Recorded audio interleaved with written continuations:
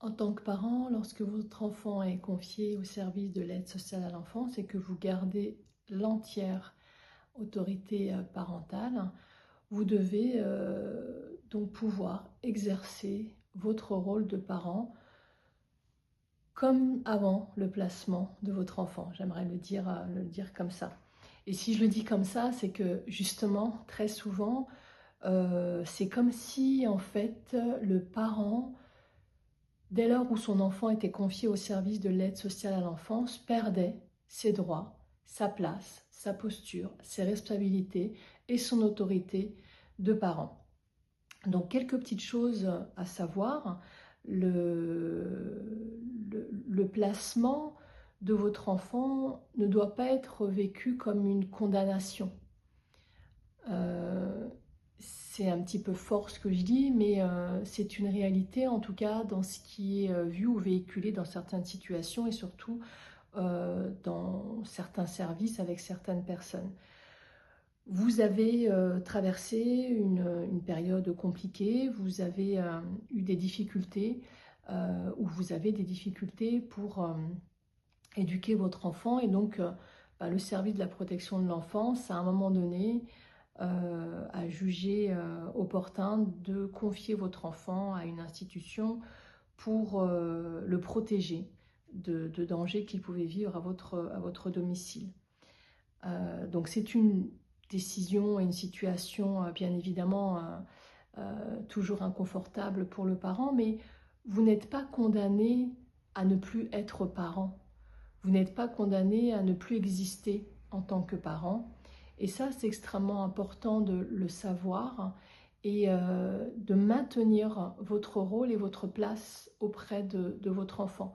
Donc ça signifie de quelle manière? Ça signifie par exemple que vous devez être informé. Donc ça c'est dans la loi, hein, c'est dans les textes qui légifèrent le statut d'un enfant confié et puis les droits des parents. Vous devez être informé de tout ce qui se passe pour votre enfant dès le premier jour où il est confié à l'aide à l'enfance. Donc c'est-à-dire que vous devez par exemple connaître son lieu de placement, avoir l'information de l'endroit où il est confié. Bien évidemment, non pas pour vous y rendre, non pas pour venir envenimer la situation de votre enfant et la vôtre, mais comme source d'information et de droit qui vous est en effet donnée. Et puis, c'est la chose la plus primordiale, c'est-à-dire que même lorsque votre enfant n'est pas confié, tout parent a besoin de savoir où est son enfant, tout simplement. Voilà. Donc vous devez avoir toutes les informations sur est-ce qu'il a été changé d'école, est-ce qu'il pratique une activité sportive et culturelle, s'il est invité à des anniversaires, s'il participe à un concours, la date de ses examens, voilà. Toutes les choses qui concernent votre enfant, vous devez avoir ces informations qui vous sont données en général par le référent éducatif. Donc en général, c'est un éducateur, une éducatrice de jeunes enfants, parfois pour les plus petits, ou une assistante sociale s'il n'y a pas d'éducateur, en tout cas par les travailleurs sociaux qui ont en charge la situation de votre enfant. Et donc si ces informations ne viennent pas à vous, n'hésitez pas à aller à eux, à aller chercher ces informations, les demander, comme je viens de le dire, de manière très simple pour être au fait de ce qui se passe, pour continuer à savoir ce qui se passe dans la vie de votre enfant. La deuxième chose, c'est que vous avez l'autorité parentale, vous avez donc la responsabilité de votre enfant et vous êtes toujours en mesure de signer tous les documents, toutes les autorisations inhérentes au fonctionnement du quotidien aussi de votre enfant. Voilà. Donc pour cela, vous devez avoir accès éventuellement à... Maintenant c'est différent, il y a moins de carnets de correspondance, notamment au collège ou au lycée, mais vous devez avoir les identifiants, les codes d'accès vous permettant de suivre la scolarité de votre enfant. S'il est en maternelle, en crèche, en primaire, vous devez avoir les cahiers de suivi, de correspondance pour pouvoir les signer. Et c'est à vous aussi d'aller vous faciliter la vie, je dirais, en vous donnant les moyens de signer tous ces papiers. Je dis ça parce que parfois, quand on est à la maison, c'est facile. L'enfant, il va rentrer le vendredi, il a un mot pour le lundi, il faut le signer. Sauf que si votre enfant est confié, s'il a un mot dans le cahier le vendredi pour le lundi, que vous n'avez pas accès à son cahier de correspondance le samedi, dimanche, ça va être un peu plus compliqué. Donc ça, c'est à vous aussi d'être acteur de la facilité des démarches, des choses pour votre enfant, en donnant des possibilités au service de vous joindre, comment vous joindre, mais aussi à vous de pouvoir vous déplacer peut-être au service ou même à l'école pour pouvoir signer des documents, etc., etc. Vous êtes aussi en mesure d'organiser du loisir, des vacances pour vos enfants. C'est pas parce que votre enfant est confié que vous ne pouvez pas organiser une colonie pour Noël. Et ça, c'est pareil, quoi. C'est-à-dire que les services ne facilitent pas ce genre d'actions qui sont somme toute prévisibles pour organiser, qui sont complètement dans vos cordes en tant que parents. D'autant plus que les services crient haut et fort depuis des années qu'ils n'ont plus les moyens d'assurer les moments culturels, sportifs ou de vacances pour les enfants. Donc ça aussi, c'est important de le savoir. C'est qu'à un moment donné, vous pouvez continuer de subvenir aux besoins culturels ou sportifs de vos enfants en allant l'inscrire à l'activité, en payant son adhésion, en trouvant une colonie de vacances, en concertation avec le service, en concertation avec le lieu où il vit, pour bien évidemment être au fait des dates, que les choses puissent correspondre à tout le monde. Mais voilà, c'est des petites choses peut-être banales ou toutes bêtes qui se perdent, alors que c'est indispensable pour l'enfant de maintenir ce courant de vie qu'il a eu, qu'il a pu avoir, ou s'il n'a pas eu, qu'il peut tout de même avoir. Et c'est pas parce qu'il est confié à l'aide sociale à l'enfance que tout ça doit disparaître à défaut d'argent, de subventions ou autre. Donc ça, c'est important. L'autre chose qui est aussi nécessaire et qui se perd, c'est votre place au sein des lieux aussi que fréquente votre enfant. Que ce soit l'école, que ce soit les entraînements sportifs. Alors bien évidemment, peut-être que vous n'allez pas aller à tous les entraînements tous les jours, mais je pense à des événements un peu plus marquants et surtout plus signifiants pour les enfants, qui peuvent être un tournoi, une compétition. Pourquoi un parent qui s'est occupé de son enfant, qui a rencontré des difficultés, qui a vu son enfant confié, ne pourrait pas aller assister au match de foot, à une compétition de son enfant? Ça, c'est quelque chose aussi qui pose question, qui interroge. Ce n'est pas proposé par les services, mais vous, en tant que parent, vous pouvez le demander, le solliciter ou même informer le service si toutes les conditions le réunissent, bien évidemment.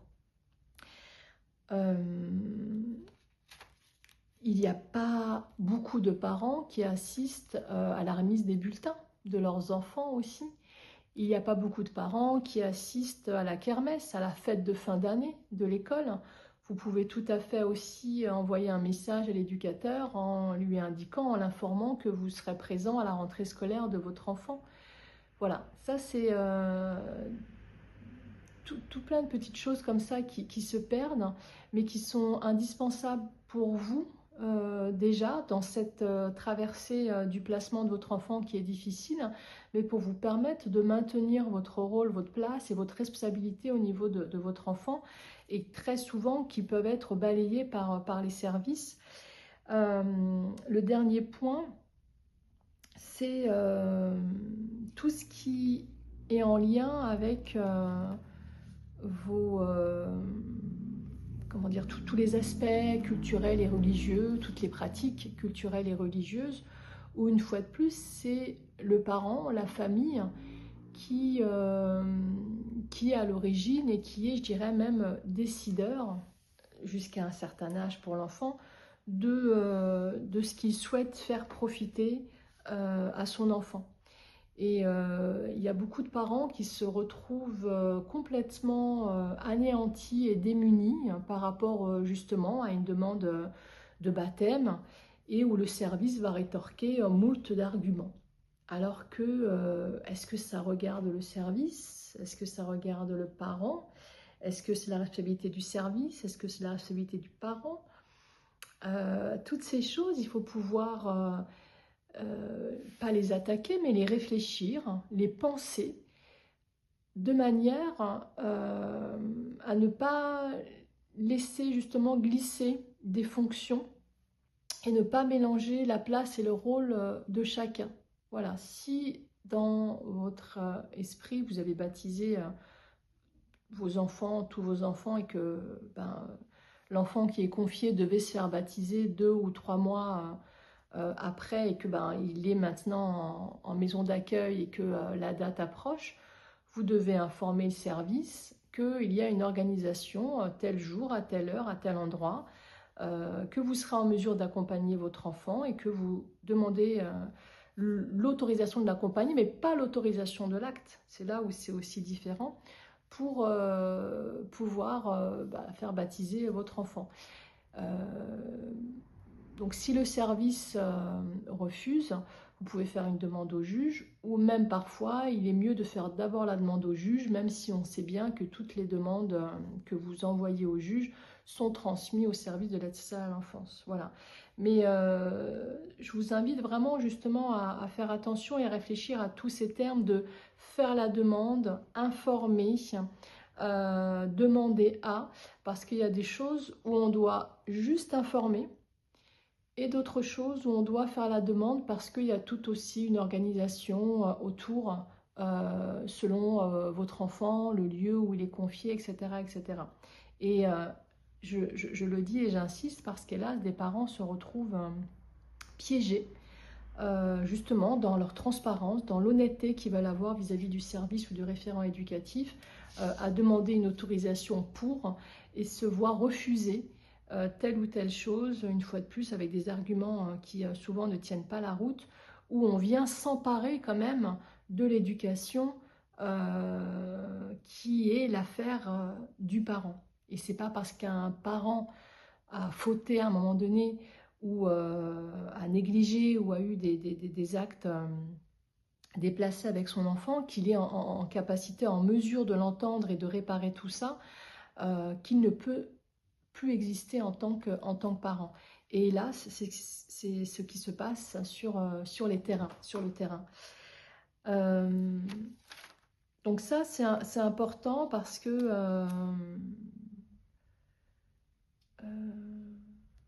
ça va contribuer aussi vraiment à vous laisser cette place dans le placement de votre enfant qui est importante, et à ne pas justement vous retirer et disparaître au profit de personnes qui ne connaissent pas, peu ou mal ou pas encore, votre enfant.